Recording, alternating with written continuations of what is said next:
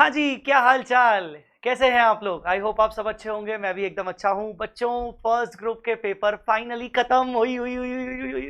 But अभी picture मेरे बाकी है दोस्त।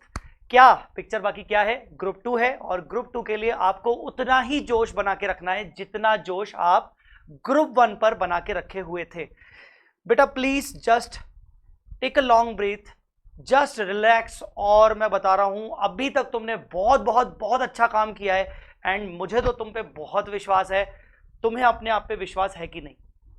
डेफिनेटली करना पड़ेगा। और बाकी 4 सब्जेक्ट, और मैं बता रहा हूं 4 सब्जेक्ट मतलब बाकी 8 दिन, और उसके बाद तो मतलब क्या भाई, कहीं गोवा, कहीं बैंकॉक, कहीं कहीं कहीं कहीं।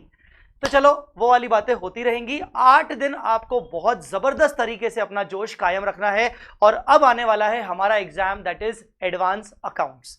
सो एडवांस अकाउंट्स के लिए क्या करने वाले हैं, मैं आपके साथ 1.5 डे स्ट्रेटेजी भी डिस्कस करूंगा। उससे पहले मैं आपको बता दूं कि इस वीडियो के डिस्क्रिप्शन में चले जाओ, आपको वो सारे रिसोर्सेस मिल जाएंगे जो कि आपको इन 1.5 दिन में लग सकते हैं। चाहे वो मैराथन रिवीजन हो, चाहे वो क्वेश्चन डिस्कशन हो, चाहे वो कोई भी इंपॉर्टेंट चीज हो, वो आपको सारी चीजें आपको मिल जाएंगी। आपको सब कुछ मिल जाएगा। So everything at one place. इस वीडियो के डिस्क्रिप्शन में आपको गूगल ड्राइव लिंक मिल जाएगा। ठीक है, अब आते हैं, आपका मैं टाइम बिल्कुल वेस्ट नहीं करूंगा। 1.5 डे स्ट्रेटेजी क्या होनी चाहिए? 1.5 डे स्ट्रेटेजी मतलब आज से लेकर क्या होना चाहिए मेरे हिसाब से। सबसे पहले 2 घंटे की नींद। सबसे पहले आप 2 घंटे का आराम करो। आई वेरी मच नो कि नींद तो आती नहीं है सर, वो आप भी जानते हो सर, बहुत सताती है चीजें। जब हम पेपर करके आते तो हमारा मन नहीं करता कि हम सोएं, मन में कुछ ना कुछ घूमता रहता है, मैं बात समझता हूं। बट कोशिश करके रेस्ट करो। रेस्ट किसी भी तरीके से हो सकता है। अपना दिमाग थोड़ा सा शांत रखो। 2 घंटे का रेस्ट करने के बाद आज आपको क्या करना है, देखो, जितना तगड़े से स्पीड से शुरू करोगे ना, एंड में आपके पास टाइम बचेगा तो आप रिलैक्स रहोगे, और स्लोली शुरू करोगे तो एंड में आप घबरा घबरा के कुछ ना कुछ छोड़ के जाओगे। सो आज आपको ये 4 चैप्टर खत्म करने। सर 4 चैप्टर, क्या बात कर रहे हो? हाँ जी, 4 चैप्टर। मिनिमम आपको 3 चैप्टर करने हैं, और मैक्सिमम आपको ये 4 चैप्टर आज कवर करने हैं। जैसे कि बायबैक का 1 घंटे के अंदर आपको निपटाना है, ईसॉप को आपको 1 से 1.5 घंटे में निपटाना है, इंटरनल रिकंस्ट्रक्शन को 1 आवर में निपटाना है, एनबीएफसी को 1 आवर में निपटाना है। सर हमें सारे क्वेश्चन करने क्या? अभी पागल हो गए का? सारे क्वेश्चन कौन करता है? वही क्वेश्चन करने हैं जो आपको क्लास में इंपॉर्टेंट मार्क करवाए गए थे, या फिर जो मैंने आपको क्वेश्चन बैंक फ्री करके दिया, उसमें जो येलो मार्किंग करके दिए इंपॉर्टेंट क्वेश्चन, आपको सिर्फ वही इंपॉर्टेंट क्वेश्चन करके जाना है। हाँ, अपने नोट्स जरूर साथ में रखना, पलटाते जाना। हो सकता है नोट्स पढ़ के साथ में आपको लगे हाँ यार सर ने ये इंपॉर्टेंट बात लिखवाई थी, इस फलाने टीचर ने ये ऐसा बोला था, इसने ऐसा बोला था। अपने नोट्स साथ साथ चलाते जाना। तो कुल मिला के अगर आप देखो तो आपको आज के दिन में 4 से 4.5 घंटे निकालने हैं। 4 से 4.5 घंटे कोई दिक्कत नहीं है बेटा, ब्रेक मिला के 5 घंटे मान लो। आपको आज के दिन में 4.5 से 5 घंटे निकालने हैं। मिनिमम से मिनिमम आपको 3 घंटे निकालने हैं, और ये 3 टॉपिक आपको करने हैं। तीनों चारों टॉपिक ऐसे हैं जो आपने आज कर लिए तो उसके बाद आपको कभी नहीं उठाने की जरूरत पड़ेगी। एग्जाम में आप आराम से लिख के आ सकते हो। ठीक है ना? याद रखना, बायबैक के साथ वो जो डिफरेंशियल वोटिंग वाला है वो भी क्वेश्चन करके जाना, और ईसॉप के अंदर आप कोशिश करके वो ग्रेडेड वेस्टिंग भी करके जाना। अब अपन आते हैं 10th, मतलब आपका कल का दिन। कल का दिन आप कैसे यूटिलाइज करोगे? सबसे पहले आपको पता होना चाहिए कि आपके पेपर में 3 बड़े टॉपिक होते हैं, पार्टनरशिप, अमालगमेशन और कंसोलिडेशन। इन 3 बड़े टॉपिक में से आपको कोई भी एक टॉपिक सुबह सुबह शुरू करना है। जैसे भी आप उठोगे आपको सुबह सुबह शुरू करना है। सबसे पहला बड़ा टॉपिक आप शुरू करोगे, और आप इसको कितना टाइम दोगे? 3 घंटे का टाइम दोगे। 3 घंटे के अंदर अंदर आपको उस टॉपिक के सारे कॉन्सेप्ट, अपने नोट्स पलटा के जो भी चीजें इंपॉर्टेंट आपको लिखवाई गई थी, और कॉन्सेप्ट के साथ साथ वो सारे क्वेश्चंस आपको ऊपर से रेफर करने, जो क्वेश्चन आपको टिक करवाए हैं एज अ इंपॉर्टेंट। और इनमें से आप कोई भी एक चैप्टर उठाओ। ये आपका लुकआउट है, आपको जिसमें कॉन्फिडेंस ज्यादा है। इन तीनों में आपको लगता है कि यार पार्टनरशिप में मुझे सबसे ज्यादा कॉन्फिडेंस है, तो आप पार्टनरशिप उठा लो। आपकी मर्जी, जो भी आपको सबसे बेस्ट आपका जहां पर आप दे सकते हो वो वाला टॉपिक आप उठा लो, और 3 घंटे में निपटा लो। उसके बाद 15 मिनट का ब्रेक लो। अब हर थोड़ी देर में आपको ब्रेक लगेगा, हल्का ब्रेक लगेगा। 15 मिनट का ब्रेक का मतलब ये नहीं हो कि मोबाइल चलाना शुरू कर दिया। 15 मिनट की नैप ले लो, थोड़ा सा आराम कर लो। उसके बाद आप उठाओ अकाउंटिंग स्टैंडर्ड्स। अकाउंटिंग स्टैंडर्ड्स में आप AS 19 उठा लो, AS 9 उठा लो, 22 उठा लो, 26 उठा लो। थोड़ा सा मैंने प्रैक्टिकल वाले और थ्योरी वाले मिक्स करके दिए हैं आपको। 19 और 22 देखोगे प्रैक्टिकल है, 26 और 19 देखोगे ज्यादातर थ्योरी टाइप, थ्योरी टच ज्यादा रहता है। तो आप इसको, इन चारों को आप मिलाकर 3 घंटे दोगे, कोई बड़ी चीज नहीं है, 3 घंटे आप दोगे आराम से, 3 घंटे में हो जाएगा। मैं तो बोलता हूं कि 3 घंटे से कम में हो जाएगा, बट AS19 क्योंकि बड़ा है, AS22 बड़ा है, थोड़ा सा क्वेश्चन देखने में टाइम लग जाएगा, तो चलता है। तो 3 घंटे बाद आप फिर से लोगे 15 से 20 मिनट का ब्रेक। देखो अब ना आप ऐसे पॉइंट पे पहुंच चुके हो कि भैया कल पढ़ लिया, आज सुबह से पढ़ रहा हूं, अरे यार एक्सर्शन हो रहा है, अरे यार क्या करूं क्या करूं क्या करूं, सो जाऊं क्या, रुक जा भाई, थोड़ी देर रुक जा, थोड़ी देर।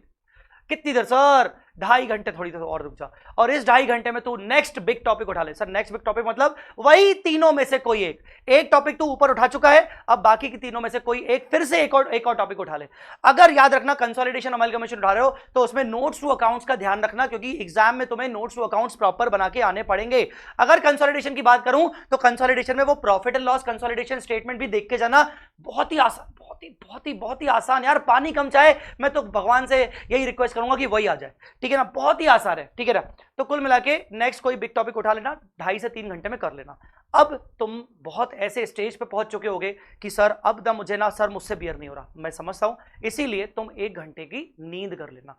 ये होने के बाद जब तुम 1 घंटे की नींद करोगे, मतलब सुबह से तुम उठे हुए हो 3 घंटे सर 9 घंटे पढ़ लिए सर, क्या पागल, मतलब मैं मान के चल रहा हूं कि सुबह तुम 6 बजे से उठ चुके होगे, ठीक है ना। तो थोड़ा बहुत ऊपर नीचे इसमें तुम अपने हिसाब से एडजस्टमेंट डेफिनेटली कर सकते हो, एक के बजाय 1-1.5 घंटा और, मतलब 1.5 घंटा तुम ब्रेक ले सकते हो सोने के लिए। उठोगे, रिफ्रेशमेंट, वापस से 3 बचे हुए टॉपिक में से जो एक लास्ट बचा हुआ टॉपिक है वो बड़ा टॉपिक उठा लो, 2.5 से 3 घंटे में निपटा लो विद द क्वेश्चंस जो ऊपर से देखे। अब आपको क्वेश्चन की प्रैक्टिस नहीं करनी है ना पेपर, ना भाई, गया टाइम गया, क्वेश्चन की प्रैक्टिस मत करना। अब आपको बस क्वेश्चन देखते जाने, प्रैक्टिस नहीं करोगे अब तुम, ठीक है। उसके बाद 10-15 मिनट का ब्रेक, उसके बाद तुम्हें करना है liquidation AS20 AS17। Liquidation AS20 AS17 मैं जानता हूं बहुत ज्यादा हार्ड मैंने दे दिया है तुम्हें, हार्ड इसलिए दिया है ताकि तुम अगले दिन, एग्जाम वाले दिन तुम थोड़ा सा रिलैक्स रहो। अरे देखो सर आपने लिक्विडेशन 2 बार दे दिया, क्या सर, देखो मैंने तुम्हें यही इसलिए बोला, अब मैंने 2 बार ऐसा इसलिए बोला, मैंने जानबूझ के लिखा था, अगर तुम यहां पर लिक्विडेशन कवर नहीं कर पाए, मान लो ये दिन तुम्हारा खत्म होने वाला है तो तुम्हें लग रहा है अरे यार लिक्विडेशन तो नहीं हो रहा है, कोई बात नहीं, अगले दिन कर लो, AS20 और AS17 निपटा लो। तो इसलिए मैंने लिक्विडेशन यहां पर दे रखा है, तो याद रखना लिक्विडेशन अगर यहां नहीं हो पाए तो कोई बात नहीं, अगले दिन कैरी फॉरवर्ड कर सकते हो। अगले दिन जिस दिन तुम्हारा एग्जाम है, सबसे पहले सुबह उठ के भैया किसका नाम लेते हैं, हरि का नाम लेते हैं। हरि का नाम मतलब अकाउंटिंग स्टैंडर्ड्स का नाम लेते हैं, मतलब AS4, 5, 7, 8, 24, 29, ये सारे अकाउंटिंग स्टैंडर्ड्स बाकी के निपटा लेना, क्योंकि अकाउंटिंग स्टैंडर्ड्स का वेटेज होने वाला है 30 मार्क्स का। और उसके बाद लिक्विडेशन अगर नहीं किया होगा तो लिक्विडेशन कर लेना, बैंकिंग कर लेना, बस नहीं, RTP नवंबर 22 एक बार जरूर देख के जाने का है। सो ये है आपका ओवरऑल शेड्यूल, इसमें आप अपने हिसाब से प्लस माइनस कर सकते हो। प्लस माइनस करने को इसलिए बोल रहा हूं क्योंकि कुछ लोग लेट नाइट तक पढ़ते हैं, कुछ लोग अर्ली मॉर्निंग पढ़ते हैं, तो ये अपने हिसाब से आप मैच कर सकते हो। अब सवाल ये आता है सबसे आखिरी में कि सर वो 3 घंटे मुझे कैसे यूटिलाइज करने हैं, एडवांस अकाउंट्स के 3 घंटे मुझे कैसे यूटिलाइज करने हैं। वो 3 घंटे यूटिलाइज करने का मैं आपको तरीका बता रहा हूं। देखो 3 घंटे यूटिलाइज करने से पहले वो 15 मिनट जो आपको पेपर आपको दिया जाएगा आपके हाथ में, उसमें आपको पूरा पेपर नहीं पढ़ना है कि मैं पूरा पेपर एक एक करके पढ़ूं, नहीं, डीप में जाना ही नहीं है, आपको ऊपर से देखना है कि क्या है क्या नहीं है। कुछ लोग तो ये भी कहते हैं सर हमें पहला क्वेश्चन पढ़ने की जरूरत ही क्या है, पहला क्वेश्चन तो कंपलसरी करना ही है, बात तो सही है। तो आपको 15 मिनट में सिर्फ ये डिसाइड करना है कि आप कौन सा क्वेश्चन छोड़ने वाले हो चॉइस में। अब शुरू के 1 घंटे में आप कोई भी बड़ा टॉपिक अटेम्प्ट नहीं करोगे, अमेलगमेशन, पार्टनरशिप, कंसोलिडेशन अटेम्प्ट नहीं करोगे अनटिल अनलेस अगर कंसोलिडेशन मान लो प्रॉफिट एंड लॉस स्टेटमेंट वाला आ गया, जिसको बनाने में हार्डली ये मान लो 15 मिनट लगते हैं, तो एक अलग बात है, क्योंकि वो आएगा भी तो 10 मार्क्स का आएगा। तो आपको मैं बोल रहा हूं कि जो बड़े बड़े कैटेगरी के क्वेश्चंस आते हैं 15-15 मार्क्स कैटेगरी के, आप उनको स्टार्टिंग के 1 आवर में मत उठाइएगा, क्योंकि आप फंस जाओगे। इससे बेटर है कि स्टार्टिंग के 1 आवर में आप छोटे छोटे क्वेश्चंस उठा लेना। क्वेश्चन नंबर 6 ट्राई करके देखना, क्वेश्चन नंबर 1 ट्राई करके देखना। 1 आपका कंपलसरी होता है, उसमें 4 क्वेश्चन होते हैं एएस के। क्वेश्चन नंबर 6 जो होता है वो बहुत छोटे छोटे क्वेश्चन होते हैं, आप वो सब ट्राई करके देखना। आप ये कोशिश करना कि आपका 30 से 35 मार्क्स का मिनिमम स्टार्टिंग के 1 घंटे में अटेम्प्ट हो जाए। 30 से 35 अगर आपका अटेम्प्ट हो गया तो बाकी के 2 घंटे आप आराम से निकाल सकते हो। बीच के 1 घंटे में आप करोगे बड़ा वाला टॉपिक्स को, जब आपके पास बीच का टाइम रहेगा, मतलब 1 घंटे खत्म होने के बाद आप बिग टॉपिक अटेम्प्ट करोगे बीच में। सर दो बिग टॉपिक आते हैं तो दोनों बीच में अटेम्प्ट कर लूं? जरूरी नहीं है। आपने एक टॉपिक अटेम्प्ट किया, फिर आपने एक दो छोटे मोटे क्वेश्चन किए, फिर आपने दूसरा बिग टॉपिक अटेम्प्ट किया, तो ऐसे करके उसके बाद आपकी सीक्वेंस आप खुद ही वहां पर डिसाइड कर लोगे कि सर करना क्या है। तो मैं आपको बस ये बोल रहा हूं, इंपॉर्टेंट गुरु मंत्र ये है कि स्टार्टिंग का पहला घंटा मतलब आपको ट्राई करना है 30 से 35 मार्क्स का अटेम्प्ट करना है आपको paper with small category of questions, preferably question number 1 compulsory and question number 6 अगर तुम question number 6 ऑप्शन में नहीं छोड़ रहे हो तो। So guys, ये थी तुम्हारी पेपर की ओवरऑल स्ट्रेटेजी। आई होप आपको इस स्ट्रेटेजी में कुछ ना कुछ फायदा जरूर मिलेगा और मुझे बहुत यकीन है कि तुम्हारा एडवांस अकाउंट्स का पेपर बहुत अच्छा जाएगा। एक चीज बहुत याद रखना कि पेपर बहुत लंबा आता है और इसमें मैं तुम्हारी हेल्प नहीं कर सकता, तुम्हारी हेल्प कोई नहीं कर सकता, तुम्हारी हेल्प तुम्हें खुद करनी है। और ये माइंडसेट से अगर जाओगे कि पेपर लंबा आता है तो तुम उस हिसाब से करके आओगे, ठीक है ना। तो ये मत आके बोलना बाहर पेपर के कि सर पेपर तो बहुत लंबा दिया था, ये सब फालतू चीजें मत बोलना। पेपर लंबा आता है, हमेशा से आता है, आता रहेगा। सो थोड़ा सा अपनी स्पीड को हल्का फुल्का मेंटेन करना।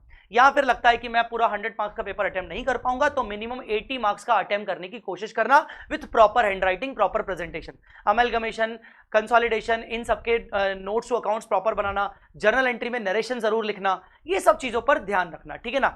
चलो गाइस, आई होप कि आपको ये स्ट्रेटेजी समझ में आ गई होगी।